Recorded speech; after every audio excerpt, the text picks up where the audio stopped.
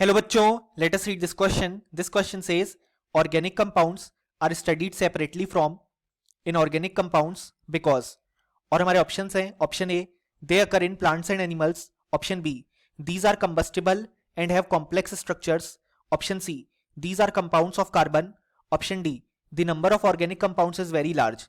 So इस question में कहा गया है कि ऑर्गेनिक कंपाउंड्स सेपरेटली स्टडी किए जाते हैं फ्रॉम इनऑर्गेनिक कंपाउंड्स बिकॉज. सो इस क्वेश्चन को सॉल्व करने के लिए जो की कॉन्सेप्ट रिक्वायर्ड है वो है प्रॉपर्टीज ऑफ ऑर्गेनिक कंपाउंड्स.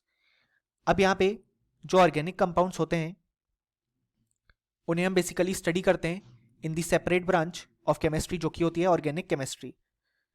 अब यहाँ पे जो ऑर्गेनिक केमिस्ट्री है या बेसिकली जो ऑर्गेनिक कंपाउंड्स हैं वो होते हैं कंपाउंड्स ऑफ कार्बन. बेसिकली यहाँ पे कार्बन की ही डिफरेंट कंपाउंड्स के बारे में हम स्टडी करते हैं जिसमें कार्बन खुद से अटैच्ड होता है और दूसरे एलिमेंट्स के साथ अटैच्ड होता है.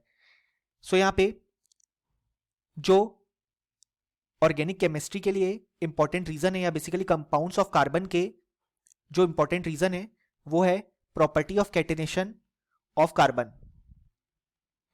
यानी कि जो कार्बन की सेल्फ लिंकिंग प्रॉपर्टी है, यानी कि अपने जैसे बहुत सारे दूसरे कार्बन एटम्स या बेसिकली जो कार्बन एटम्स हैं उनके साथ लिंक करने की प्रॉपर्टी, जिसके कारण यहाँ पे बहुत सारी straight and branched chains form हो पाती हैं, जिसके कारण यहाँ पे वैरायटी ऑफ कंपाउंड्स फॉर्म हो पाते हैं.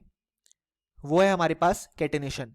और इसी कारण से यहाँ पे जो ऑर्गेनिक केमिस्ट्री है वो एक सेपरेट ब्रांच की तरह एक्ट करती है और हम ऑर्गेनिक कंपाउंड्स को सेपरेटली स्टडी करते हैं इनऑर्गेनिक कंपाउंड से, क्योंकि ये सारे कंपाउंड्स हैं कार्बन के जिसमें कार्बन दूसरे एलिमेंट्स और खुद से अटैच्ड होता है.